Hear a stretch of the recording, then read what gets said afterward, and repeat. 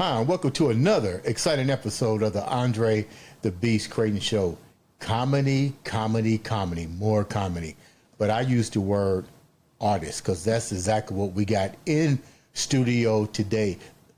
Welcome no other than the legend himself, Mr. Comedy, Mr. Entertainment himself, the one, the only Uncle Fred. Welcome to the show, big guy. Too much, Andre. You're my niece's favorite phrase, and you've made me feel so at home. I'm gonna say it because I just found out that I shouldn't be saying it, but you're doing too much. Because I had to ask her, is that? You know, we in this culture now. Yeah, is that their culture? Should I be saying that as a straight man? Yeah. And I'm not identifying as a straight man. Right. I'm a straight man. Like, you know, should I? And she said, Uncle Fred, I like it because you say it because I say it. You know, right, like so I was like, you know, but I have been really, I don't know, blessed because I've only been doing this a little over a year. You only been doing comedy for a little over a year? I've been doing comedy all my life. Let my mother tell it. And she transitioned in 2020. Okay. And I started doing comedy about a year after that. She's never seen me on stage, but I believe she sees me on stage. Okay. Because I remember all the times I was a great student, good student, but I class clown. Those class clown notes. Isn't it funny how all comedians say they were the class clown? Yeah. What did you do that was considered a class clown? Now I'm into dogs, and so I bark. You know, so you know, I mean, and I remember the first dog. Of course, my voice wasn't where it is now, and I would be like, and you know, and you do it in a classroom. It's funny as hell. And if the teacher's not, you don't know where it came from. Right. And when I realized that she could turn around and not have any idea where that bark came from, and then when I did get busted, the whole world, you've been the one. When they told your mom what happened when you went home. My mother was in tune with the brain. Okay. First, she taught school. Okay. So she was more talk first before she, you know, I mean, I grew up in that family. Now she would, as in the church, she would lay hands. My mama was the first two-piece I ever felt. Right. You know, when she originated, I was like, whoa. My mama had a two-piece. I didn't know until I was 13, 14 years old, and you know, looked at her in a type of way where she deemed that look wasn't respectful. Mm-hmm. And I realized mama had a two-piece. But with that, I started doing comedy as therapy. Right. When you say therapy, what do you mean as therapy? Well, was there some type of trauma or something? Because therapy is a big word. So can you break that down a little bit when you say I had to use it as... We've only got 30 minutes. We got time. It's the Andre The Beast Crayton Show. Subscribe, like, share. I can be funny too. My mother's everything. Okay. You know, and I don't even know what's right. When I say everything, I mean, like, I stand on DNA. Okay. We're in a area of life, in a culture, in a time frame where everybody's leaning towards anything. Ideology is like crazy out here. Right. I've born and raised Christian. Come from for far as I can remember back, Christianity. I don't subscribe to that. To each his own.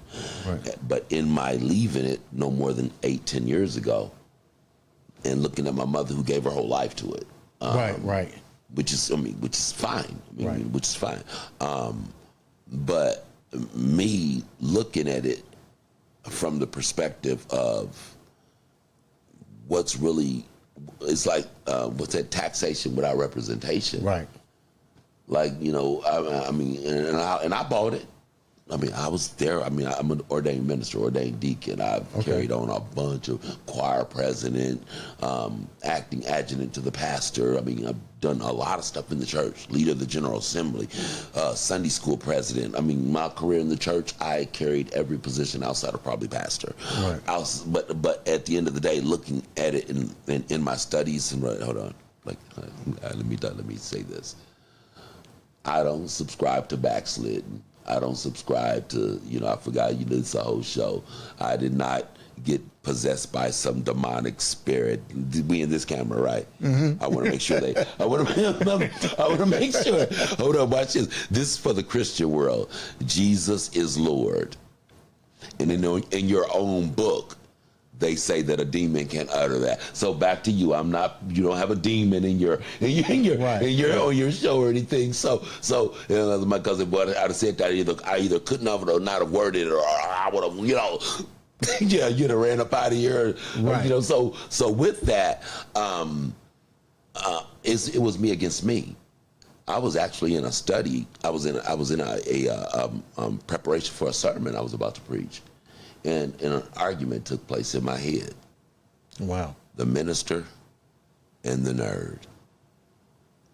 And now people want to talk all the time about, outside enemies and influences and spirits and stuff, but no, you. Right. We've all transitioned in our lives. I'm a retired man. I've worked, I did 6 years at Valley Total Fitness. I did 2 years at Citibank, and I did 20 plus years at McDonald's. Wow. As a GM. So I've done all that. But at the end of the day, I also was that guy in the streets. I've been on the block with a block slinging a rock. I've been, so when you look back over the decades, I'll be 60 in 2 years. So when you look back over your transitions from every 10-year span, and you see who you've been and who you are, you're still all those people. So I was a nerd in a lot of those. So when I hear this nerd in an argument with this preacher trying to, this isn't the devil, it's not the boogeyman trying to drag me from church. No, I'm in a conversation in my own head because I found a discrepancy in the book. So the short of it is the nerd won and I left church. Wow. Didn't nobody drag me out of that. I had some contradictions. I didn't have to go. I didn't go to the pastor with it. I didn't. And then you found comedy, which helped you with your therapy. Yeah, that's interesting. My mother left here, and well, let's get to that. So when this is deep. When I was leaving church, right, I'm meditating in church. So meaning I had brought meditation into my life in church. I was in church, and I'd stopped eating fried foods. I'd stopped eating red meat. I'd stopped eating pastas and white foods and things of this nature. And then fast forward to where I am now, I didn't even realize that I was waking up my body. I was cleansing. Mm-hmm. I tell people all the time, if you eat different, you think almost different. like a silent medification. Yeah. Because when you eat different, you think different because your body is a machine. It's like your car. If it requires a 93 octane and you're putting 87 in it, stop putting 87 in and start doing the 93 and watch how different the car runs. Bodies are the same way. When it started running different, what was the signs that made you notice? What you mean, the headaches or the cold sweats or the waking up in I think you just answered my question. Yeah, you was going through all that. And then I realized that this thing that I'm in might have me brainwashed. I'm in something that's bigger and deeper than I even imagined when I'm in my own. Now, Andre, my close circle understands and knows this story. I have not, now the whole world, I just spoke to. I did not know that somewhere inside, like, of course, I was a child coming up in this thing. Right. I didn't question it. My mama and daddy did it, so I did it. Right. I ain't question it. But when I started reading outside of the church and when I started reading books that were just, these are good books. I want to read it, Mm-hmm. And now my mind is like, okay, I must start meditating. It says it works. And when I started meditating and I'm like looking at all these different personality types, like, oh, that's me. That's an idiot to be getting me in trouble. I fired him. Wow. I don't want to start preaching here because now I'm making connections in the Bible as I'm waking up. Oh, this is crucifying the man daily.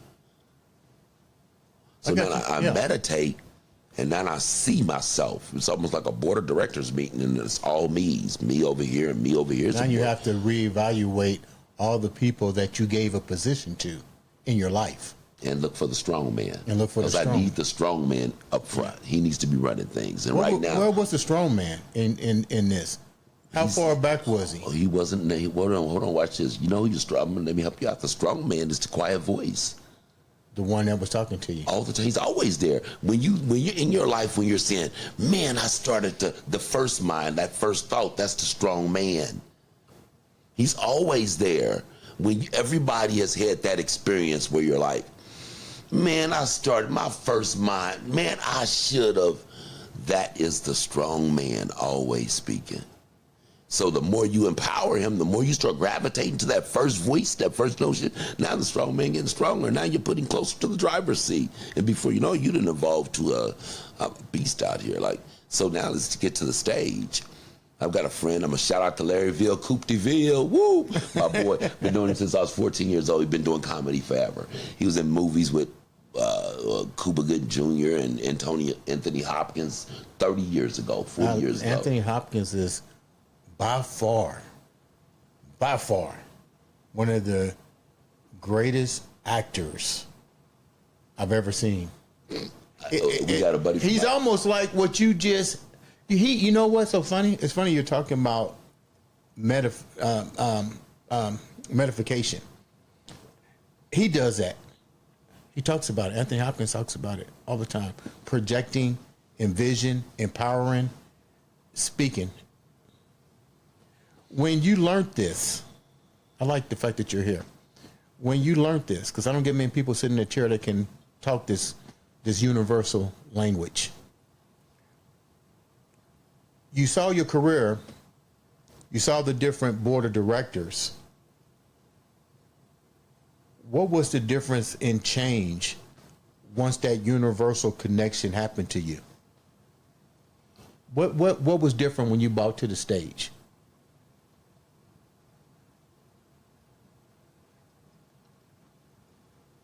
People started celebrating me, and I didn't think I was worthy. Get out of here. And when I looked at the fact that, okay, the route back to church, like, because people, public speaking is public speaking. Right. Like I said, I've been a minister, a deacon. I've preached and taught in rooms, in big crowds. So the biggest thing about stand-up comedy, as I realized, and I'm watching, because I always stay for the whole show. I'm gonna stay watching everybody. Right. I watch everybody for you people that tip out. So in that, I see that person that's funny, and I can tell that I can feel the funny in his joke. He has no delivery. He's nervous. He's stuttering. He does not have public speaking perfected. When I first stepped on stage, I had public speaking perfected. Wow. And so I think it sort of made me, I don't want to say better than everyone else, but I don't have that hurdle that you're dealing with on stage that I see, because I know how to connect with the audience. I know how to let the church say amen. Amen. Let the church say amen again. Amen. You know, so I brought all that to the stage with me. Right. Like, this is pretty well. How do people perceive it? Your third eye is awakening. Let's call it what it is. Your third eye is woken. Yeah. How do you see the people perceiving the new universal comedy empowerment? Damn, did I just say that? I'm sitting there watching like, that on a t-shirt. It's mixed. It's mixed. I mean, I guess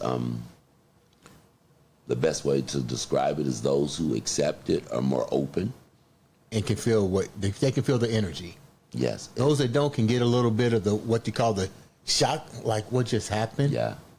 And well, he's trying to tell me something. And Uncle Fred is just Uncle Fred on, like, still with family. I had to tell my family first off, whoa, why are you getting Uncle Fred on stage confused with the Uncle Fred that you know and love? Right. They're two different people. Two different people. They're two different people. I tell people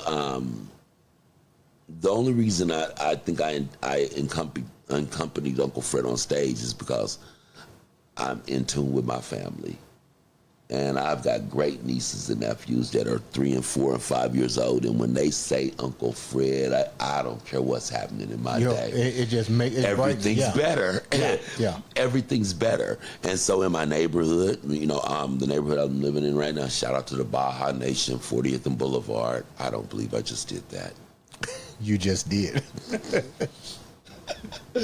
But in my neighborhood, Butler, Tarkington, for those of you who that's aren't a nice area who don't know that area. Yeah. For those of you who don't know, it's Butler, Tarkington. Yeah. Yes, Butler, Tarkington. I love that area. It's a beautiful area. Hello, black people, come buy some homes in my neighborhood. Because they're ginger.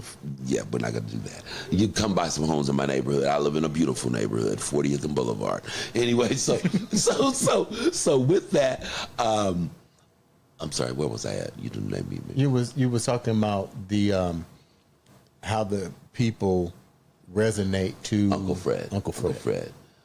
I've got love in the streets.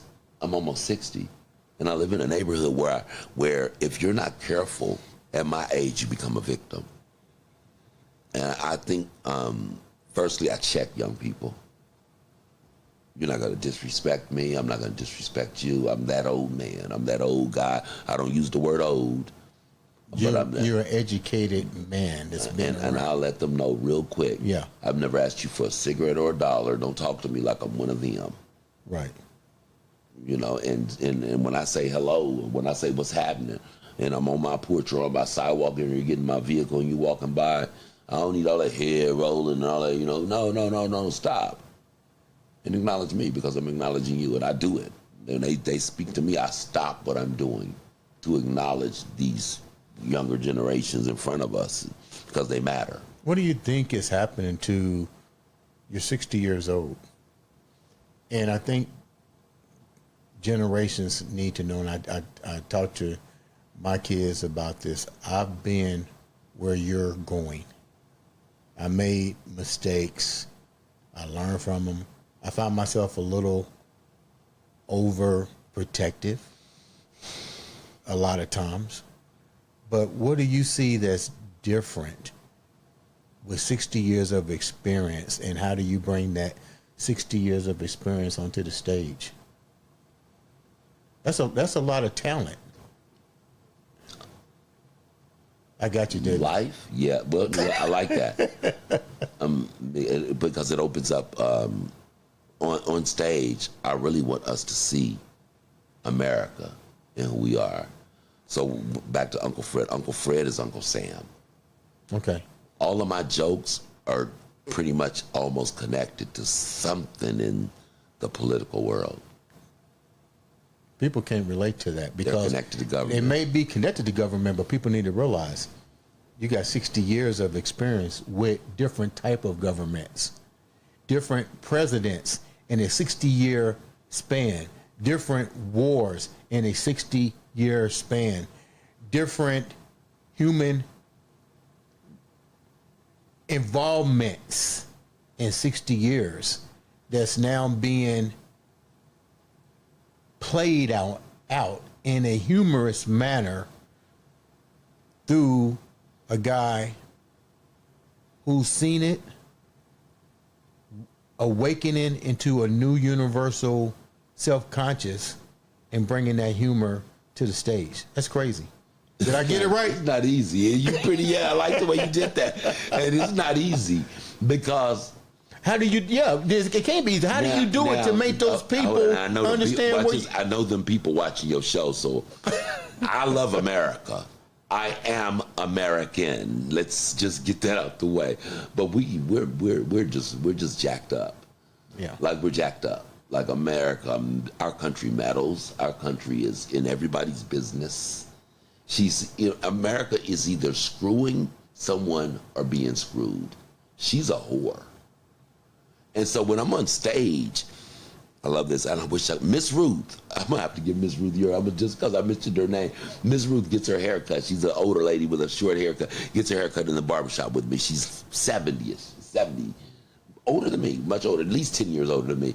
And she was, how you doing? It was a dog whisperer. I train dogs, dog whisperer, this and the other.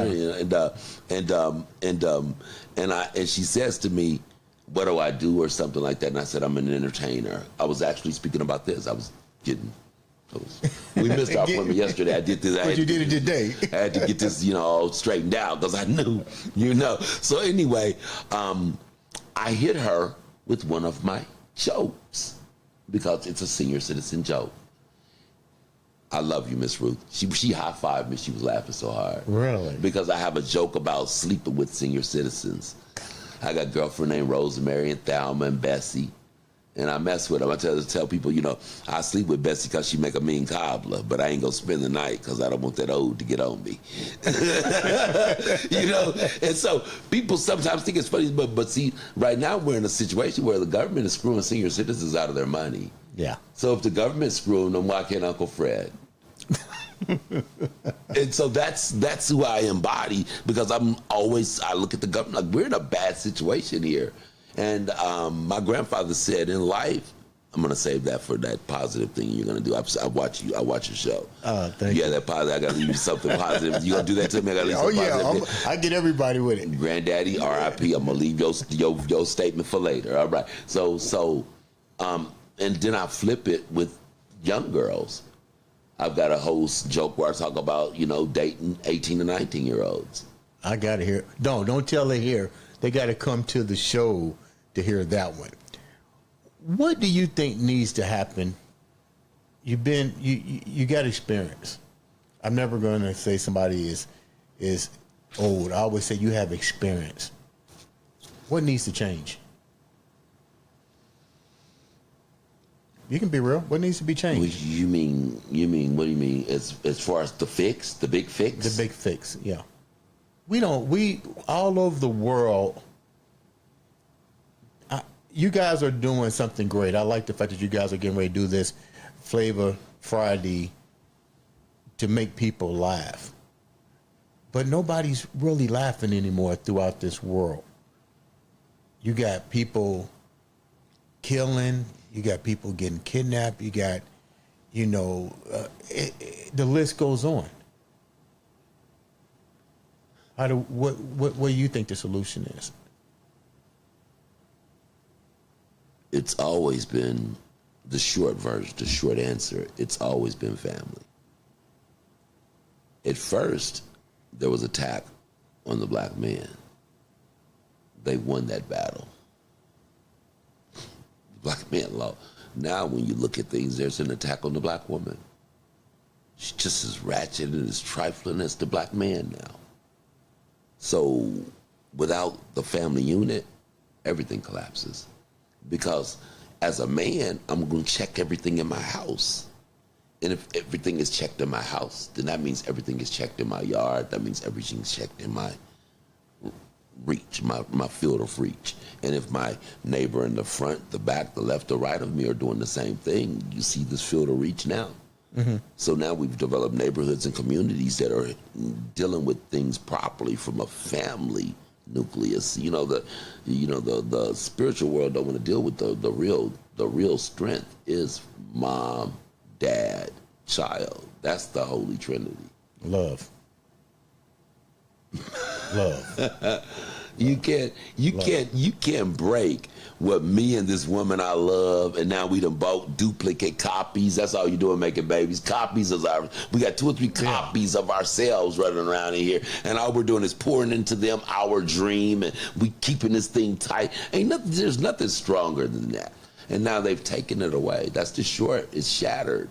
We got to. And I'm the wrong man to say this because I love the woman I'm with at that particular time.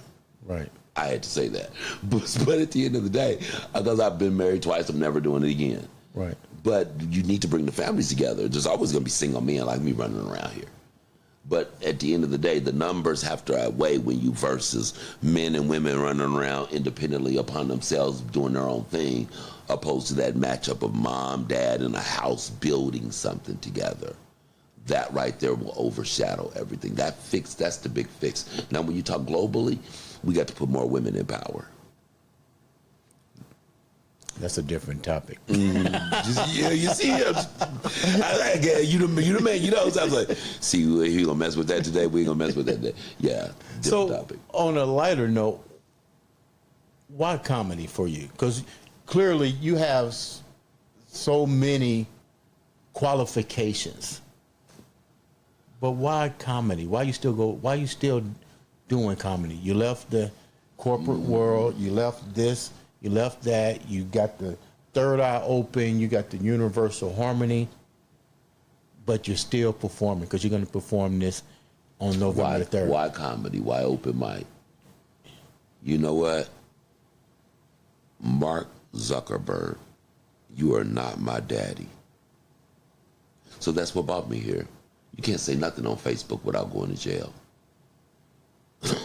I mean, you know, they censoring everything. And so my cousin, a cousin of mine, she was like, you know, she was enjoying some food somewhere. You ought to come out to this open mic. You be talking about you don't want, you can't say nothing. I could,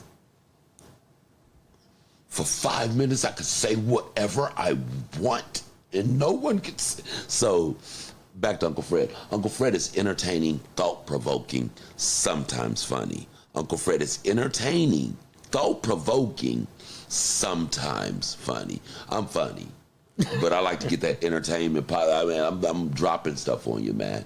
I'm dropping stuff to make you scratch your head. I've walked off stage and people are just, this true story. I walked off stage and a dude's, Uncle Fred told us, and they're cracking up. They had just got a joke. They said, man, I'm drunk. My wife had drunk. We've been running that joke, right? Man, you wrong. That's funny. No, you wrong.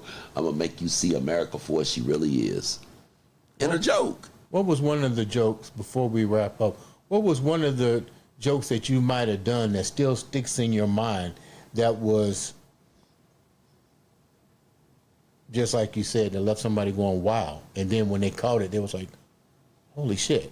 You know what? You're right. Not going to tell the joke, I'll tell the premise. Good. I have jokes about sleeping with handicapped women. Oh, my God. I'm glad I got a front row seat. I've got jokes about sleeping with handicapped women. And if you don't like it, then why are you discriminating? Because everybody's equal. I mean, she might not be equal when it comes to limbs. That's deep. But she's intellectually equal, so let her make her decisions. You know, so yeah. How do you come up with your material? Because when you have so much experience in your repertoire, how do you know what you're going to actually say that won't offend? Because you come at a comedy at an artist level of communication that clearly, if I'm there, I'm listening for something that make me laugh. But now you're coming at it from a whole different comedy stand. You're coming at it from comedy, but comedy where you got to use your brain. All of the great comedians, I believe, have been that way. Like, I believe that this is an art form to where if you're expressing yourself, then bring some real content. Like, firstly, and I'm not knocking anyone that does what I'm about to speak on, but I'll never make fun of my audience. I will never I'm not going to pick on anybody in the audience. I'm not going to call you out for what you've got on, or that's just not my form of comedy. Mm-hmm. I've done that. I did that in the 80s in the lunchroom. Mm. Tell me before we wrap up about why you want to do the event November the 3rd. You can be honest. We talked about that on the phone. Okay, so you know that answer. Okay, well, okay, I know the answer. Okay, they don't know the answer. I was like, okay. I've never been to Crackers. Okay. I've been doing comedy about a year this past July, just past June. I've never been to Helium. I started in a dive, and I'm not going to mention it's not open anymore. I started in a dive. The ceilings the towels need to be changed. The floor was sticky sometimes. It was black owned and operated. I moved from there to another black owned and operated spot. I went from there to another. I moved around in the black community, and I am gonna stay in the black community. And when I heard about this spot down here and they were doing that, I'm there. Because if I stay right here in Indianapolis and never make more than $1,000 a year, I'll be fine because I'm doing this for therapy. But if people had been watching the show from the start, I get your comment. They would have got that because that's what you said to begin with. I like that. But at the end of the day, if I become great, if my name starts ringing bells all across the globe, you're going to come see me right here. You're going to come see me where I'm at. You're going to come see me at Uncle Willie's, Uncle John's, Big Mama's, wherever I'm at in the hood. You better come see me because I'm not going where y'all are. How can the viewers reach out to you? Uncle Fred is on Facebook. You can reach me on Facebook at Uncle Fred Said. That's the name of my page, Uncle Fred Said, because if you're too scared to say it, tell them Uncle Fred said it. And so check me out on Uncle Fred Said, and I'm on Instagram 2020 Changed One, and that right there rings bells in with me because I lost my mother in 2020, and it changed me in ways that I could come hear my journey. I like that. Really, you know what? I'm gonna have you come back and you're gonna go deeper into that journey because I know there's a lot of stories, a lot of experience locked down in there. Leave the viewers with something positive. You know I was coming. My grandfather said this to me. I need another 90 seconds. You got 90 seconds. Go. I'm going to patent my training. I've been meaning to put my training on. My grandfather was the greatest dog trainer to ever live. AAA obedience schools right here in Indianapolis set at 3760. I think that was your 37. Right there at Crew Car Wash. Right there where that building sat. Right there. I used to stand on that corner all the time. I was raised in a dog school. Right now you can also find me at the Bartlett Academy. That's another page of mine on Facebook. But anyway, Bartlett Academy of Animal Achievement. I've been training dogs all of my life. My grandfather used to say this to me since I was 9, 10 years old. I could hear him say, boy. That's how he talked. I was a man. My grandfather was such a man over me. When I was a man, he'd like, boy, and I'd be like, yes, sir. Yes, I mean, I just responded. That's how you responded, yeah. I just he just was still superior to me. He was over me. And so I'd say, yes, sir. And he's like, boy, life gonna happen. Life gonna happen. And you're going to do two things. You're going to laugh about it or you're going to cry about it. But what you're going to do is keep moving forward. I can hear him saying it, man. I'm not going to get emotional on your show. Love that man. And he said those words to me. And everything I do, one thing I'm going to do is keep moving forward. And right now, I laugh about it. Come check out Uncle Fred. I ain't gonna get emotional on this show, man. Bring him out. I can feel the spirit of my loved ones in here. Boy, I'm about to come back. I'm about to come back and see you, man. Yeah. Maybe it's the Woodford. It's both. It's both. Ladies and gentlemen, this has been the one, the only, Mr. Entertainment himself, Uncle Fred. Make sure you come out to the good spot.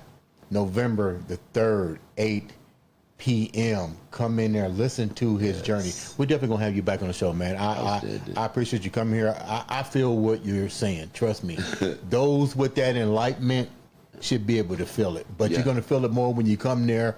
Make sure you're there. Get your tickets in advance. The good spot, Indianapolis, Indiana, November the 3rd. Give a nice round of applause to the one, the only, Uncle Fred's on the Andre The Beast Crayton show.